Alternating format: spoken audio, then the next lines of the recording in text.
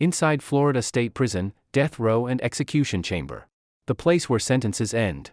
Hidden deep in rural North Florida, far from the beaches, theme parks, and tourist crowds, sits one of the most secretive and controversial institutions in the United States.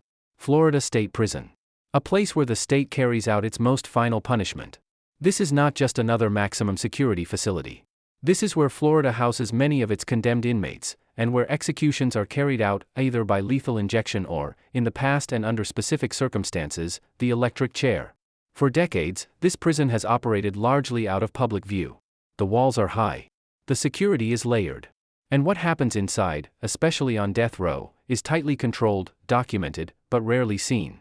Today, we take you inside. Not through rumors. Not through exaggeration. But through verified records, official procedures, and documented history, revealing what life is really like on Florida's death row, and what happens in the final hours before an execution. Because inside this prison, time doesn't just pass. For some, it runs out. Before we dive into today's powerful story, don't forget to hit that like button and subscribe for more gripping tales. Your support helps us keep sharing these stories, and we wouldn't want you to miss any of the action. Now, let's get started. Where is Florida State Prison? Florida State Prison is located near the small town of Rayford, in Union County, Florida. It's a rural area, intentionally isolated. Surrounded by forests and miles of open land, the prison sits far from major cities. This distance isn't accidental. Facilities like this are often built in remote regions to enhance security and limit outside interference. But Florida State Prison isn't alone. It's part of a larger correctional cluster that includes Union Correctional Institution and other facilities nearby, forming one of the most concentrated prison regions in the state. Within this complex lies Florida's male death row. And just steps away from it, the execution chamber. A place designed with a single purpose: to carry out death sentences ordered by the courts. A history built on control. The roots of Florida State Prison trace back to the early 20th century. Rayford became the center of Florida's prison system long before modern correctional standards existed. In its early years, conditions were harsh. Labor was demanding. And oversight was limited. Over time, reforms were introduced, especially during the mid to late 20th century, as legal challenges and public scrutiny forced changes in how prisons operated. But one part of the system remained constant: the death penalty. Florida has maintained capital punishment for decades, though its methods have evolved. Executions were historically carried out using the electric chair, famously known as Old Sparky. But after legal challenges and public controversy, Florida introduced lethal injection as the primary method in 2000. Still, the electric chair has never been fully removed as an option under specific legal conditions. And all of it, every execution, has been carried out here. Inside Florida State Prison. Entering the facility. Getting inside Florida State Prison is not simple. Access is tightly restricted. Every entry point is controlled through what's known as a sally port, a secure, double-gated system that ensures only one barrier opens at a time. Visitors, staff, and officials are all subject to screening. Metal detectors. Identification checks. Strict movement protocols. Once inside, movement is limited and monitored. Doors don't open freely. They unlock in sequence. And every step is observed either directly or through surveillance systems. Because inside a facility like this, control is everything. Especially when it houses inmates serving life sentences. And others waiting for execution. The structure of death row. Death row at Florida State Prison is not a single open space. It is a controlled, highly restricted housing unit, designed for isolation. Inmates are typically held in individual cells. Small. Enclosed. Separated from one another. Most of their day is spent alone. Meals are delivered through slots in the door. Movement is limited. Interaction is minimal. Unlike general population inmates, those on death row are not part of regular prison routines. Their lives operate under a different system, one defined by security, control, and legal process. Because for them, time is measured differently. Not by years served. But by appeals filed, decisions made, and dates that may, or may not, be set. Who ends up here? Not every inmate comes to Florida State Prison's death row. To be placed here, a person must be convicted of a capital offense, typically first-degree murder with aggravating factors defined under Florida law. And the sentence must be death. But that sentence does not come quickly. It follows a lengthy legal process. A trial. A conviction. A sentencing phase. And often, years of appeals. In fact, many inmates spend decades on death row before their cases are resolved. Some are eventually executed. Others have their sentences overturned. And in some cases, inmates die of natural causes before their execution date is ever set. Because once someone enters death row, the process is far from over. In many ways, it's just beginning. Life on death row.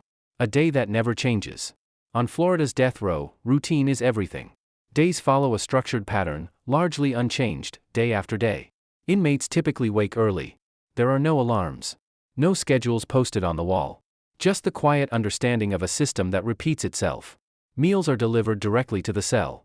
Breakfast, lunch, dinner. Each tray passed through a slot in the door, minimizing contact. Time outside the cell is limited. And for most of the day, inmates remain alone. This is not a temporary condition. For many, this routine continues for years. Sometimes decades. The cell. The physical space of a death row cell is minimal. Typically, the cell contains a bed, often a metal frame anchored to the wall, a thin mattress, a combined sink and toilet unit made of stainless steel, and little else. Personal property is limited. Inmates may be allowed certain approved items, such as legal papers, religious texts, or correspondence materials. But space is restricted. Every object is regulated. Every item accounted for. The design is intentional. Not for comfort, but for control. Isolation and silence. One of the defining features of death row is isolation. Inmates are housed separately. Direct interaction with other inmates is extremely limited. Communication, if it happens, is often indirect, through walls, through doors, or during controlled movement. Silence becomes a constant presence, broken only by routine checks, staff movement, or distant sounds within the facility. This level of isolation has been widely documented. Some reports describe psychological strain over time. Others emphasize the structured nature of the environment as a necessary security measure. The experience varies. But one fact remains consistent: life on death row is lived largely alone. Movement under control. Movement outside the cell is rare and tightly controlled. When an inmate leaves the cell, it's typically for specific reasons: medical visits, legal appointments, or limited recreation. But even then, the process is strict. Restraints are applied. Multiple officers may be present. Routes are controlled and monitored. There is no unsupervised movement. Every step is documented. Because within this system, security is non-negotiable. Recreation. Alone. Even time outside the cell is spent alone. Recreation, when permitted, usually takes place in individual enclosures. Small, secured spaces. Sometimes referred to as recreation cages. Inmates may spend a limited amount of time there, separate from others. No group activities. No shared interaction. Just a controlled environment, and a brief change of setting. For some, it's the only time they see the open sky directly. Even if it's through layers of fencing. Communication with the outside world. Contact with the outside world is limited, but not completely cut off. Inmates on death row may communicate through letters, approved phone calls, and scheduled visits. Visits are typically non-contact. Separated by glass. Monitored by staff. Legal communication is also a key part of life on death row. Many inmates continue to work with attorneys, filing appeals, reviewing case materials, and challenging their convictions or sentences. Because even after sentencing, the legal process continues. Sometimes for years. Sometimes for decades. Time and uncertainty. Time on death row is unpredictable. There is no fixed countdown. No guaranteed timeline. Some inmates remain on death row for decades. According to documented data, the average time between sentencing and execution in the United States often exceeds 10 years, and in many cases, far longer. Appeals can extend the process. Court rulings can delay it. And sometimes, sentences are overturned entirely. Which means that for many inmates, every day carries uncertainty. Not knowing if, or when, their case will reach its final outcome. The staff. Behind every aspect of death row operations, are correctional staff. Officers are responsible for security, supervision, and enforcing strict procedures. Their work is structured and regulated. Routine checks are conducted regularly. Interactions are professional and controlled. And every action, by both staff and inmates, is governed by established protocols. Working in this environment requires training, discipline, and consistency. Because the margin for error is extremely small. The difference with Death Watch. There is one phase of death row that is different from all others. Death Watch. This begins when an execution date is officially set. At this point, the inmate is moved to a separate area, closer to the execution chamber. Security increases. Monitoring becomes constant. Lights may remain on at all times, and staff maintain continuous observation. This is no longer an indefinite wait. This is a scheduled process, with a defined endpoint. And every step from this moment forward follows a precise timeline. The execution process. The final transfer. When an execution date is set, the process becomes highly structured. In the final phase, known as death watch, the inmate is transferred to a designated holding area near the execution chamber. This movement is conducted under strict supervision. Restraints are applied. Multiple officers are present. And every step is documented. From this point forward, procedures follow a precise timeline established by the Florida Department of Corrections. There are no deviations. Only protocol. The final 24 hours. In the final 24 hours before an execution, monitoring intensifies. The inmate is kept under constant observation. Staff members are assigned specifically to watch and document activity. Lights remain on. Movement is restricted. But during this time, certain allowances are made. The inmate may meet with legal counsel. They may receive visits from a spiritual advisor. And, depending on circumstances, a final meal may be requested, within established guidelines. Every interaction is recorded. Every step follows procedure. Because once the final day begins, there is no uncertainty left. The execution chamber. The execution chamber at Florida State Prison is designed with precision. It is not large, but it is carefully arranged. At the center is a gurney, where the inmate is secured. Nearby are medical components used in the lethal injection process. Adjacent to the chamber is a witness room, separated by glass. This is where authorized individuals observe the execution. Witnesses may include officials, media representatives, victims' family members, and the inmate's chosen witnesses. Every position in the room is deliberate. Every role is defined. Because this is not an improvised act. It is a formal procedure carried out under state authority. Lethal injection, the current method. Today, lethal injection is the primary method of execution in Florida. The procedure follows a sequence defined by state protocol. The inmate is secured to the gurney. Intravenous lines are established, typically in the arms, if possible. Once preparations are complete, the process begins. Florida uses a multi-drug protocol. While exact combinations have changed over time due to legal challenges and drug availability, the general sequence includes a sedative, to render the inmate unconscious, a paralytic agent, to stop muscle movement, and a drug that stops the heart. The administration is carried out by designated personnel. Once the process begins, it proceeds without interruption. A physician is present to confirm death, and the time is officially recorded. Old Sparky, the electric chair. Before lethal injection, executions in Florida were carried out using the electric chair, known as Old Sparky. It was used for decades. But over time, concerns were raised. Legal challenges questioned whether the method caused unnecessary suffering. In the late 1990s, several executions drew national attention after reports of visible complications. As a result, Florida transitioned to lethal injection as its primary method in 2000. However, the electric chair was not entirely removed. Under Florida law, inmates may still choose electrocution as an alternative method in certain circumstances. Today, it remains part of the state's legal framework, though it is rarely used. The final moments. In the final moments, the process is controlled and documented. Witnesses observe in silence. Officials follow protocol step by step. There are no dramatic announcements. No improvisation. Only a sequence of actions that has been defined in advance. Once death is confirmed, the procedure ends. The witnesses are escorted out, and official records are completed. For the state, the sentence has been carried out. For everyone involved, it marks the end of a process that often began years, or decades, earlier. After the execution. After an execution, procedures continue. The body is transferred according to established protocols, typically to a medical examiner. Documentation is finalized, and official statements may be released. In some cases, families, both of the victim and the inmate, are notified immediately. For the prison staff, operations return to routine. For the legal system, the case is closed. But outside the prison walls, the broader conversation often continues. About justice. About punishment. And about the role of the death penalty in modern society.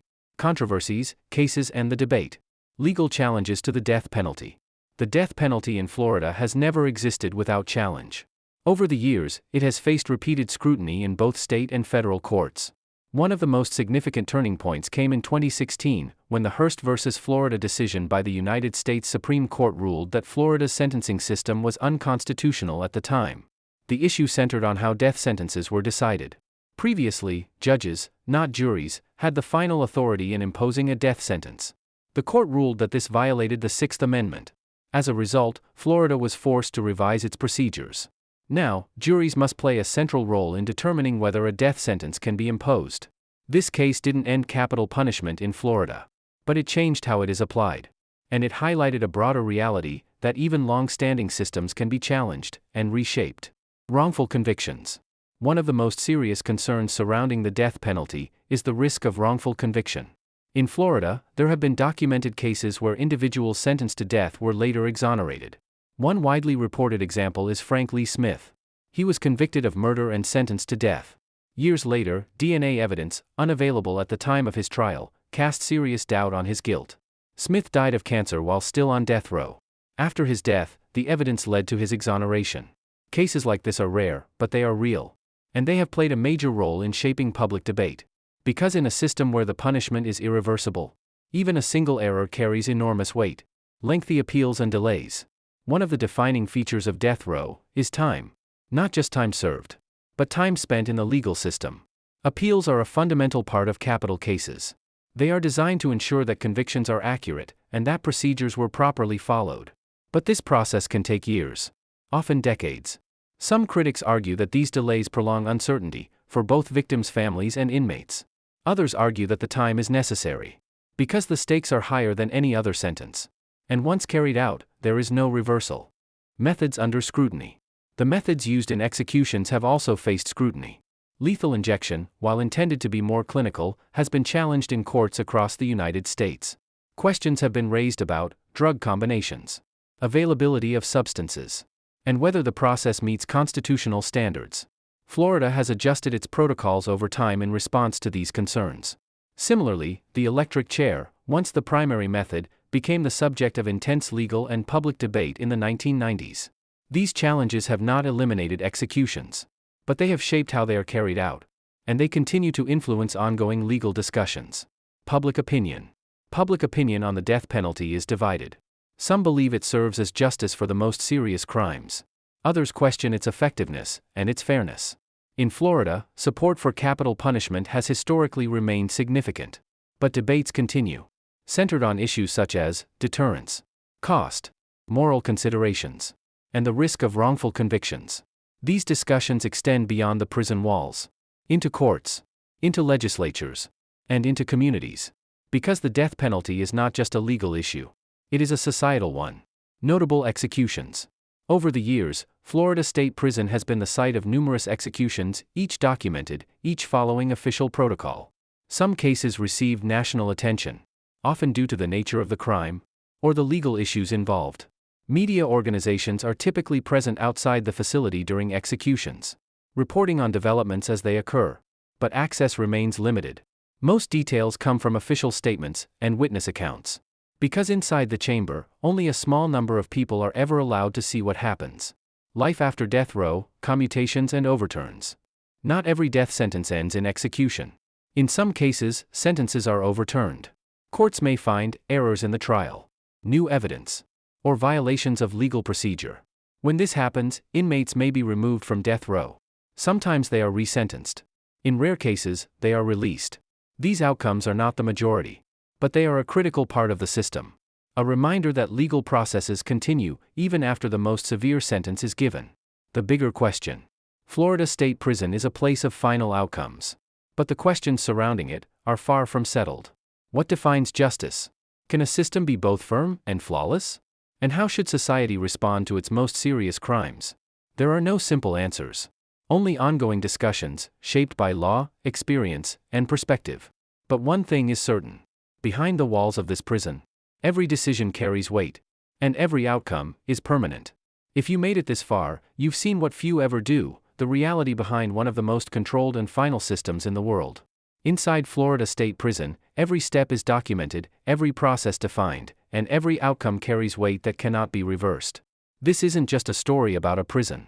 It's about law, accountability, and the decisions that shape lives, on both sides of the system. If you want more fully factual, deep dive documentaries like this, make sure to subscribe to Life Behind Bars and turn on notifications so you don't miss what comes next. Watch the next video on your screen now.